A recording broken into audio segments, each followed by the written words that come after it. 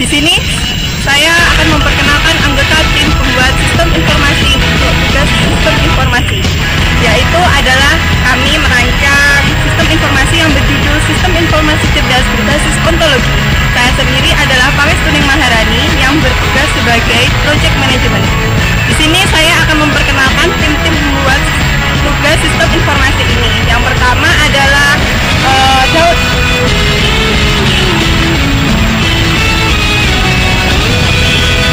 Kenalkan, nama saya Daud Barok. Saya di sini dalam tim bertugas sebagai penguji studi kelayakan software smart analysis. Yang kedua Irma. Ini teman saya dari Madura. Hai, nama saya Irma Faradina. Di sini dalam tim saya bertugas untuk sebagai sistem analis, lebih spesifik yaitu mengidentifikasi batasan masalah. Terima kasih. Yang ketiga kita memperkenalkan Tata. Hai, saya Mirza Tata Aulia. Ini saya sebagian dari software development. Yang keempat, Dani. Halo, saya Dani Kusumadadi. Di dalam tim saya bertindak sebagai software developer.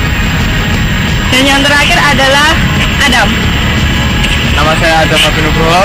Saya di sini sebagai penerus dari Tata dan Dani. Berikut ini adalah pengenalan dari kelompok-kelompok kami dan akan dilanjutkan dengan pembagian dari materi-materi kami masing-masing dan penjelasan dari sistem informasi yang kita rancang. Terima kasih. Sistem informasi ini adalah menyediakan bantuan untuk mempermudah pekerjaan manusia.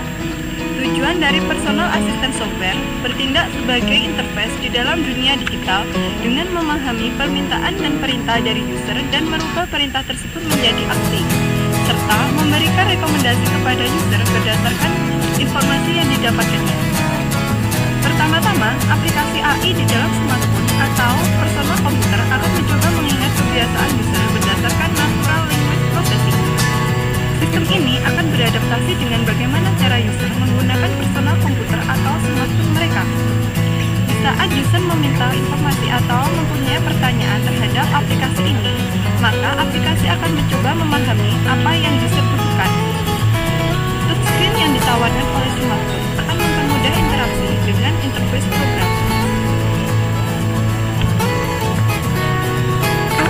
File server digunakan untuk menyimpan aplikasi, di mana aplikasi tersebut adalah aplikasi Smart Assistant.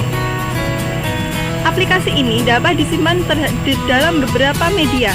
Contohnya adalah personal komputer, tablet, Android, serta laptop. Baiklah, di sini saya akan menjelaskan tentang batasan masalah mengenai sistem informasi yang akan kita kembangkan. Ada 3 batasan masalah, yaitu yang pertama, sistem informasi ini membutuhkan koneksi internet yang cukup cepat karena ketika dia tidak menemukan datanya dalam personal komputer atau smartphone kita, dia akan langsung mencarinya di web atau search engine yang lainnya. Nah, batasan masalah yang kedua yaitu sistem informasi ini memerlukan AI yang cerdas karena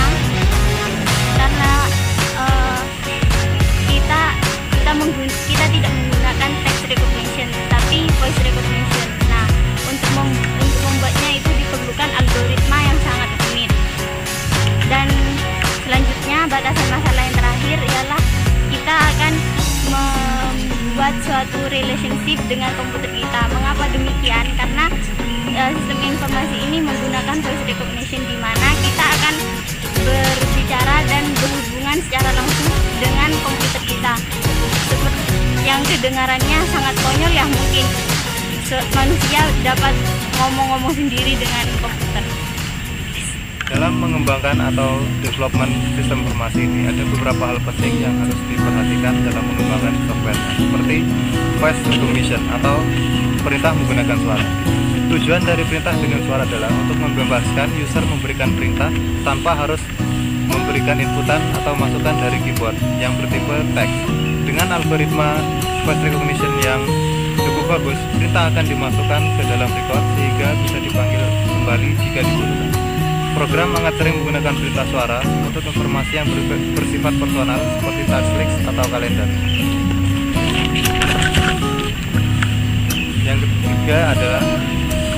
Yang kedua adalah planning. Dalam kategori ini, personal assistant akan lebih fokus kepada memahami tugas atau subtugas yang diberikan dan membuat rencana atau jadwal dan kegiatan yang berkaitan dengan user untuk diselesaikan. Untuk beberapa tugas seperti reservasi restoran itu akan menggunakan web service. Yang ketiga adalah smartphone atau personal komputer, di mana aplikasi dan sistem informasi ini dijalankan. Smartphone yang beredar di pasaran saat ini memiliki spesifikasi yang cukup tinggi untuk menjalankan aplikasi yang kompleks. Dengan tambahan fitur touchscreen yang ditawarkan, akan membuat interaksi user dengan AI akan lebih baik. Faktor yang keempat adalah voice recognition. Software voice recognition memungkinkan pengguna aplikasi dengan hands-free untuk melakukan tugas lain secara bersamaan. Jadi,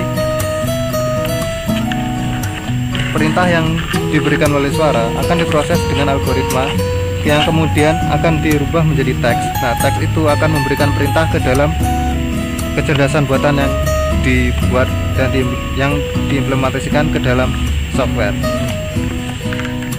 4. Voice recognition. Software voice recognition memungkinkan menggunakan aplikasi dengan hands-free, memungkinkan user untuk melakukan tugas lain secara bersamaan. Kelima, network connectivity. Dengan kemampuan smartphone yang mampu connect dengan WiFi dan koneksi data dari jaringan cellphone, memungkinkan penyimpanan beberapa data di cloud server tanpa harus penyimpanannya secara lokal. Dan yang keenam, tersedianya bandwidth network memungkinkan mengembangkan aplikasi seperti voice recognize software diimplementasikan ke dalam server, di mana data voice input yang lumayan besar ditransfer ke jaringan dalam real time untuk mengonversikan suara ke teks. Selanjutnya saya akan melanjutkan dari saudari tadi, yaitu yang ketujuh, yaitu saring data melalui web service dan linked data. Web service membantu penyebaran data ke aplikasi yang berbeda, seperti Anda lihat di sini. Melalui jaringan yang berbeda, web service menawarkan data yang berbeda dari web yang dengan ontologi khusus bisa digunakan untuk menerjemahkan data, menghubungkan data-data yang lain menjadi satu, dan membuat konsumsi informasi dapat diintegrasi dengan mudah. Yang ke-8 yaitu personal information. Sistem informasi mobil memiliki host untuk data personal seperti kontak, to-do list, notes, email, musik, dan lain-lain yang mengandung informasi yang berkaitan dengan user atau pemakai dan memberikan gambaran kegiatan sebuah user. Yang terakhir yaitu cloud computing. Cloud computing telah memberikan akomodasi perangkat keras dengan menyediakan akses ke server data. Ya. Ini server, ini user. Hal yang memungkinkan data hanya diakses saat dibutuhkan saja. Jadi user mengakses ke server itu hanya data yang dibutuhkan.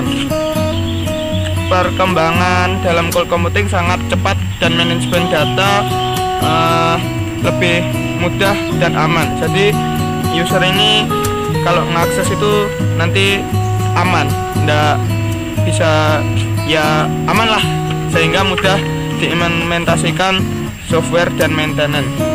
Sekian penjelasan dari 9 penjelasan yang perlu saya jelaskan, dan teman-teman selanjutnya saya serahkan kepada saudara teman saya. Saya akan menjelaskan mengenai studi kelayakan dari sistem informasi Smart Assistant ini. Berdasarkan hasil observasi, kita telah melakukan observasi kepada pihak mahasiswa, guru, bisnismen maupun siswa. Itu semuanya kalau sedang mengerjakan tugas dan mengerjakan bisnisnya itu membutuhkan membuka aplikasi yang begitu banyak. Nah, dengan sistem ini itu seorang user dengan mudah untuk memerintahkan komputernya membuka aplikasi yang diinginkannya.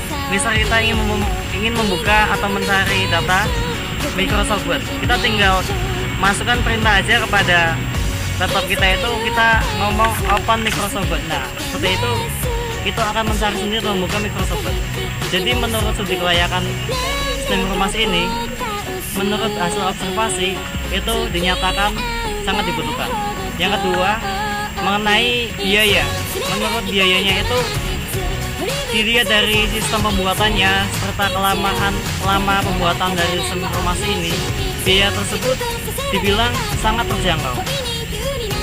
Biaya tersebut terjangkau dinilai dari kemampuan dari sistem itu sendiri. Kemampuan dari sistem ini itu sangatlah bagus dan efisien digunakan. Seperti itu. Terima kasih. Mungkin itu yang dapat saya jelaskan. Berdasarkan sistem informasi yang kita rancang, maka dapat diklasifikasikan berdasarkan timeline-nya. Kita kira-kira lama pembuatan sampai jadinya program sistem aplikasi ini adalah lebih kurang 6 bulan sekitar 6 bulan sampai dengan 6,5 bulan, di mana rinciannya adalah sebagai berikut. Yang pertama, kita akan melakukan studi ke Google lebih kurang 7 hari. Kemudian yang kedua, studi ke Microsoft lebih kurang adalah 7 hari. Yang terakhir adalah kita melakukan pembuatan software development dan training selama lebih kurang 6 bulan. Berdasarkan klasifikasi dan kerumitan pembuatan software ini dapat dipatok harga dengan harga adalah 1 juta rupiah.